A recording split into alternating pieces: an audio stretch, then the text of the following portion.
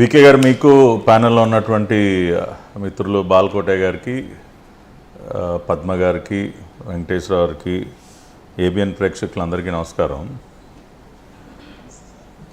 జగన్ రెడ్డి గడప దాటి బయటికి వచ్చాడంటేనే ఏదో ఒక రకంగా ఒక అశుభం జరగటం, లేదంటే కొన్ని చావులకి కారకుడవటం, లేదంటే ఏదో ఒక విధమైనటువంటి ఒక దుర్వార్త విని తీరాల్సిందే. అంటే ఆయనకు కూడా అది, అంటే అటువంటి సంఘటనలు జరగకపోతే ఆయనకు కూడా నచ్చదో ఏంటో, కానీ మనం చాలా సందర్భాల్లో చూసాం కదా, ఎవరన్నా మరణిస్తే పరామర్శకంటూ వెళ్ళి ఇహిహిహి అని నవ్వుతాడు. ఆ స్పైడర్ సినిమాలో విలన్ లాగా నవ్వుతాడు. అంటే ఎవరన్నా జనాలు బాధపడుతున్నా, లేదంటే బాధలో ఉన్నా, ఎవరన్నా మరణించినటువంటి ఆ పార్థివ దేహాలను చూసినా ఆయనకేంటో మరి ఎందుకు ఆ నవ్వు వస్తుందో, మరి అతని మానసిక పరిస్థితి ఏంటో, మరి ఆ సైకిక్ నేచర్ ఏంటో ఎవరికి అర్థం కాదు. మనం ప్రతిసారి చూస్తూ ఉంటాం.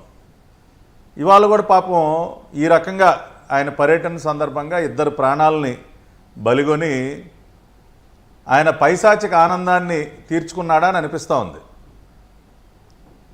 ఇప్పుడు వెళ్ళిన దేనికోసం వెళ్ళాడు, వెళ్ళినటువంటి సందర్భం ఏంటి, ఇందాక మీరు చాలా స్పష్టంగా క్లియర్గా అర్థమయ్యేటట్టు వివరించారు డేట్స్తో సహా. ఎప్పుడో సంవత్సరం క్రితం బెట్టింగ్లో,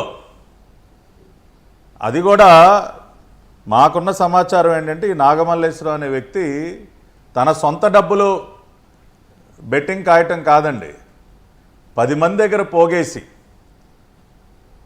అంటే ఒక బెట్టింగ్ ర్యాకెట్ నడుపుతూ ఉన్నాడు అక్కడ. 10 మంది దగ్గర డబ్బులు పోగేసి వైనాట్ 175 అని చెప్పి ఆ రోజున విర్రవీగుతున్నటువంటి సందర్భంలో డబ్బులన్నీ జనాల దగ్గర వసూలు చేసి బెట్టింగుల పేర్లతో చివరికి ఫలితాలు తారుమారయ్యేసరికి ఆ డబ్బులు కట్టలేనటువంటి పరిస్థితిలో జనం ఎక్కడ ఇంటి మీద పడతారో అన్న ఒక భయంతో ఆ రోజున అతను ఆత్మహత్యకి పాల్పడ్డాడు.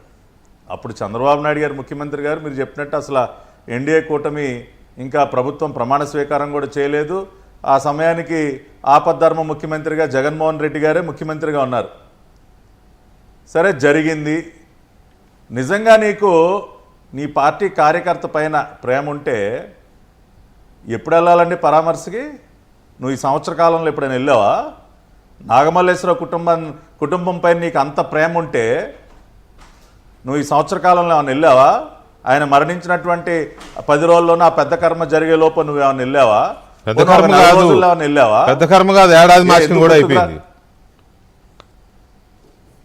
అదే మాసికం కూడా అయిపోయింది. ఇవాళే దేనికి వెళ్ళావు అంటే దీనికి 2-3 కారణాలు ఉన్నాయి వికే గారు. ఇవాళ రాష్ట్రంలో జరుగుతున్నటువంటి కొన్ని విషయాలను మనం గమనించినట్లయితే, ఒకటి, మద్యం కుంభకోణంలో జగన్ రెడ్డి ముఠా యొక్క పాత్ర రోజు రోజుకి కూడా ఆధారాలతో సహా బట్టబయలవుతూ ఉంది. తన సొంత మనుషులు, తన కళ్ళు చెవులు కానీ, తన కుడి లెఫ్ట్ రైట్లు కానీ, తన ఇంట్లో మనుషులు కానీ, వీళ్ళందరి యొక్క పాత్ర ఎవిడెన్సెస్తో బయటపడుతూ ఉంది.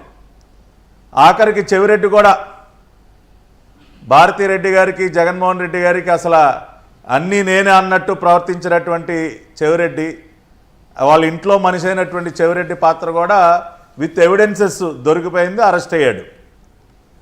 సో ఈ లిక్కర్ కుంభకోణం వైపు నుంచి కొంత దృష్టి మరల్చాలి.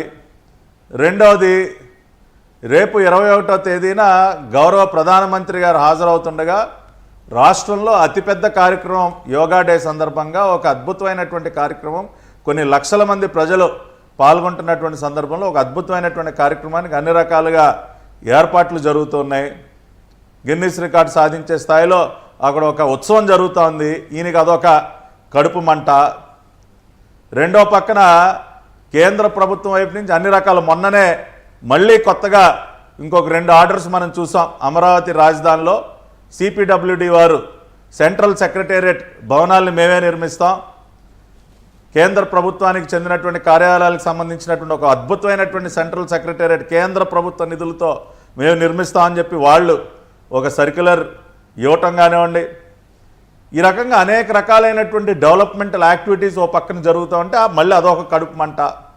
ఏదో ఒక రకంగా ప్రభుత్వానికి ఏదో చెడ్డ పేరు తీసుకొచ్చే విధంగా ఏదో ఒక కార్యక్రమాలు, ఏదో ఒకటి ప్రభుత్వం పైన బురద జల్లడానికి ఏదో ఒకటి కావాలి ఆయనకి. మళ్ళీ అందుకని బయలుదేరాడు ఈయన గారు.